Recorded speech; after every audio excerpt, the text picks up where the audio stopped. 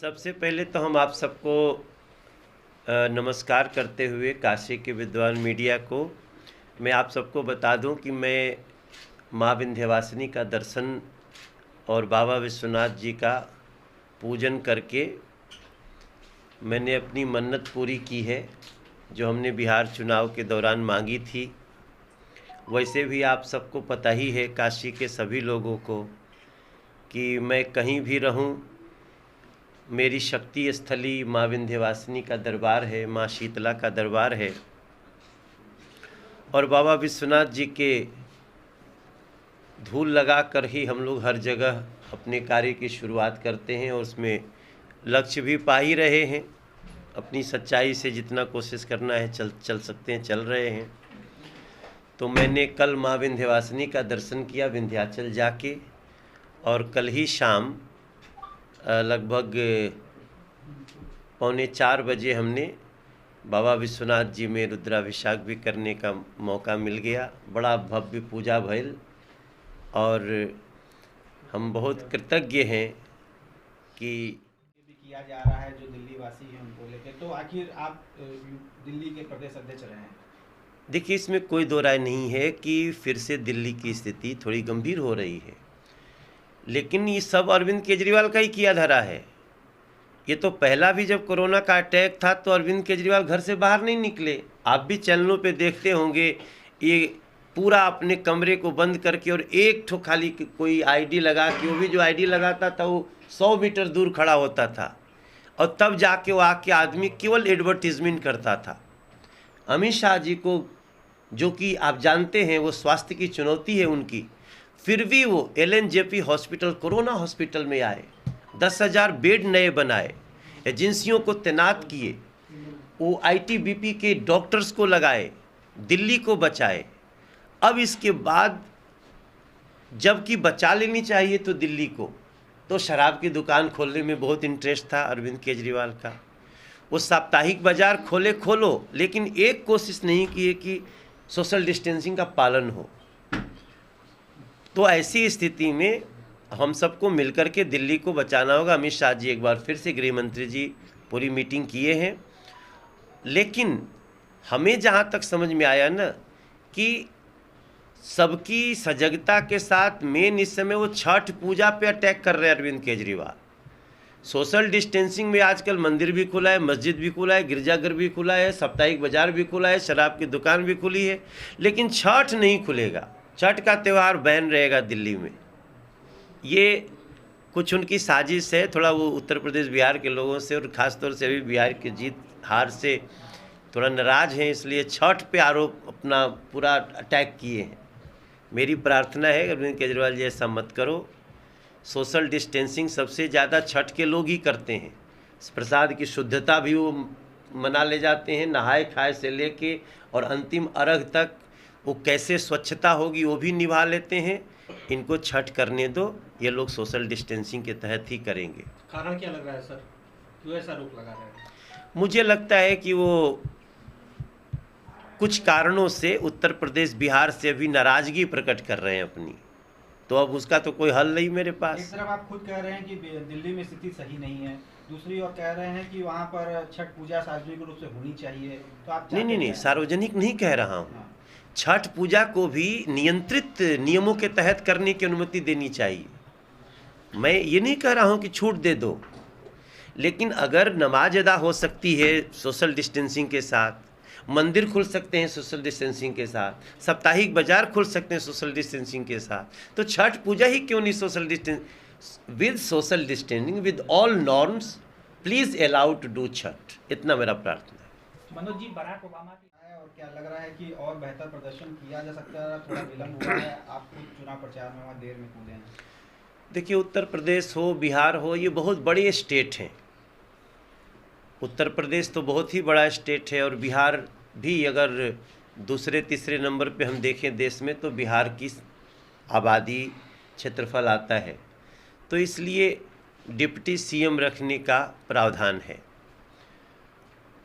और बिहार में बड़ी ख़ास बात ये हुई है कि बिहार की महिलाओं ने, माताओं बहनों ने NDA को विजय दिलाई है। सारे लोगों का सहयोग है, लेकिन महिलाओं की मतदान में करीब 8% इजाफा हुआ है और वो रिजल्ट एनडीए के पक्ष में गया। तो मैं समझता हूँ नरेंद्र मोदी जी ने रेणु देवी जी को डिप्टी सीएम बना के बिहार के इतिहास में पहली बार एक बहुत ही सुंदर सुखद कदम बढ़ाया है, जिसमें हम कहते हैं नारी सशक्तिकरण का एक बड़ा कार्य बिहार में हुआ है। और ये बिहार के माताओं बहनों को एक रिटर्न गिफ्ट भी है चुनाव का। और बाकी तारकिशोर जी हमारे डिप्टी सीएम हुए हैं। जैसा हमने पहले से कहा था, बिहार में हमारे बड़े भाई नीतीश कुमार जी हैं और वो मुख्यमंत्री पद का शपथ ले चुके हैं। ये जो 5 वर्ष है वो आत्मनिर्भर भारत में आत्मनिर्भर बिहार की कल्पना के साथ हम लोग साकार करने वाले हैं।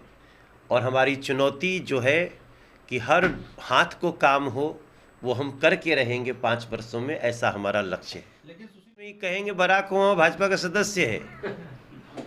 इन लोगों का कोई, अरे भाई बराक ने बोला सो बोला, कपिल सिब्बल क्यों बोल रहे? कपिल सिब्बल तो कांग्रेस के हैं ना, तो उनको क्यों लगने लगा कि ये राहुल गांधी और परिवारवाद कांग्रेस को ख़त्म कर रहा है? आज उनके एलआई थे ना शिवानंद तिवारी, वो क्यों बोल रहे हैं कि ये चुनाव में पिकनिक मना रहे थे? हम तो मना रहे थे, तो कह रहे मना रहा था। तो जब आपके एलाइज आपको मानने को तैयार नहीं है, और अब हमें पता है कि तेजस्वी का जो भी फ्यूचर नष्ट किया उसमें भी राहुल गांधी का हाथ है, अखिलेश का फ्यूचर नष्ट किया उसमें भी राहुल गांधी का हाथ है। लेकिन कुल मिला के बराक क्या बोलते हैं, बराक अपने अनुभवों के बाद इतने दिन के बाद एक किताब लिखे हैं। और किताब लिखना और अपने व्यक्ति का अंतिम समय में दिया हुआ स्टेटमेंट एक समान ही होता है। बुक में जीवन भर की सच्चाई लिखे हैं। हमको तो लगता है बराक ओबामा, असल में हमको दुख हुआ जब बराक ओबामा ने राहुल को ऐसा बोला, तो हमें दुख हुआ कि देश में तो जो बेइज्जती करावताड़े विदेशों में बेइज्जती करावे लगने, एकरा से हमने की बड़ा दिक्कत महसूस होता टे। राहुल गांधी देश के बड़े नेता हैं, कृपया देश की बेइज्जती न कराएं। उनकी बात को कई लोगों ने गलत समझ लिया। एक भारतीय जनता पार्टी के कार्यकर्ता का भाव है कि हम कार्यकर्ता हर हाल में हैं। और उन्होंने ये भी कहा कि हमें बहुत कुछ दिया है बीजेपी ने। तो अब जैसा कि आपको पता है कि भारतीय जनता पार्टी में लोकतंत्र है, ऐसा नहीं कि ये व्यक्ति बन गया तो वही बना रहेगा। यहाँ पे मनोज तिवारी जैसा व्यक्ति भी आता है और प्रदेश का अध्यक्ष बन सकता है अपनी मेहनत से। तो सुशील मोदी जी बड़े अच्छे मन से सबको स्वीकार किए हैं कि हमको अभी तक जो मिला वो बहुत अच्छा मिला, और आगे भी सुशील मोदी जी का उनके क्षमता का अच्छा सदुपयोग पार्टी करेगी। आप लोग हमेशा देश को जोड़ने की बात करने का दावा करते हैं, और अभी जम्मू कश्मीर में गुप्कार गैंग बना दिया गया है, गुप्कार एक ग्रुप बनाया गया है जिसको अमित शाह जी ने गुप्कार गैंग कहा है। तो क्या लग रहा है ये इसकी जरूरत क्यों आन पड़ी, क्योंकि धारा 370 वहाँ से हटाने की ये पूरी कवायद वो लोग कर रहे हैं? देखिए, मेरे पूरे देश के लोगों को याद रखना चाहिए, हम काशी में बैठे हैं। काशी में हमारे एक मित्र हैं मुर्तजा जाफरी जी, उनके दादाजी ने एक शेर लिखा था कि अपनी इज्जत आबरू तौकीर दे सकते नहीं, जान दे सकते हैं हम कश्मीर दे सकते नहीं।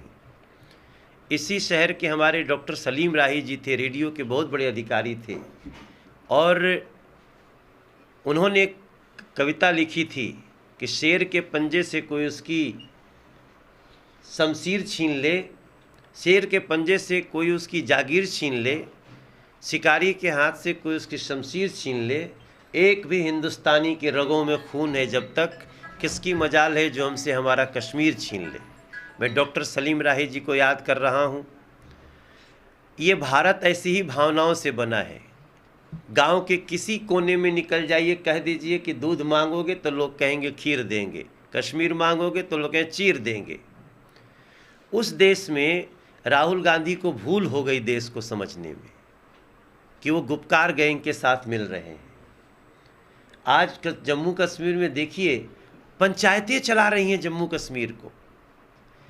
पंचायत का चुनाव लड़ने के लिए इतने वेग से और इतनी उल्लास से लोग निकले कि जम्मू कश्मीर के पंचायत के चुनाव में एक तो भारतीय जनता पार्टी की तरफ से भी बहुत लोग लड़े, लेकिन जो लोग अभी तक कब्जा किए हुए थे, चाहे वो महबूबा मुफ्ती हों, चाहे वो अब उमर अब्दुल्ला हों, चाहे उनके पिताजी हों, असल में जो अपना पेट भरने के लिए काम कर रहे थे, अब विकास की धारा, अनाज, राशन सबके पेट तक पहुंच रहा है, तो इन 4-5 लोगों के पेट में दर्द हो रहा है। ये गुपकार गैंग उन्हीं का देन है। और मैं आपको बताऊं, मैं लगातार संपर्क में भी हूं।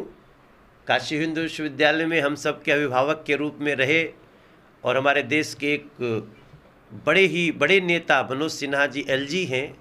आज जो स्पीड है जम्मू कश्मीर की, उससे परेशान होकर के जो 4-5 परिवार ये गुपकार गैंग बनाए, चाहे जो गैंग बना ले, नरेंद्र मोदी जी जम्मू कश्मीर का उपकार करके ही रहेंगे। अमित शाह जी बिल्कुल एक एक घर में रोशनी पहुंचा के रहेंगे विकास की। और इन गुपकार गैंग से बहुत बाहर निकल चुका है जम्मू कश्मीर। लेकिन फिर भी राहुल गांधी जैसे लोगों को पहचानना पड़ेगा, जो बिहार में कन्हैया कुमार के साथ मिलकर चुनाव लड़ते हैं और जम्मू कश्मीर में गुपकार गैंग के हिस्सा बनते हैं। अरविंद केजरीवाल फिर से जीते। आगे भी जो लक्ष्य है देश के हित में, समाज के हित में, उसको हम लोग प्राप्त करें, इसके लिए हमारी ये काशी यात्रा थी। मैं लंबे समय, करीब 2 साल हो गया था, माँ विंध्यवासिनी के दरबार में गए, बाबा के यहाँ तो आवते रहिला।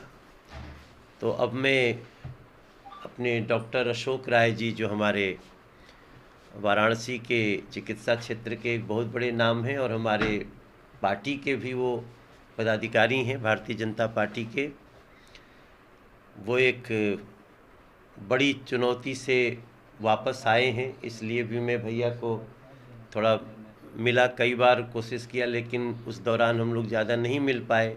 इन्होंने बताया भी नहीं सबको, पर भगवती इनको भी खूब स्वस्थ रखें, हमेशा यही प्रार्थना के साथ आप सबके सामने।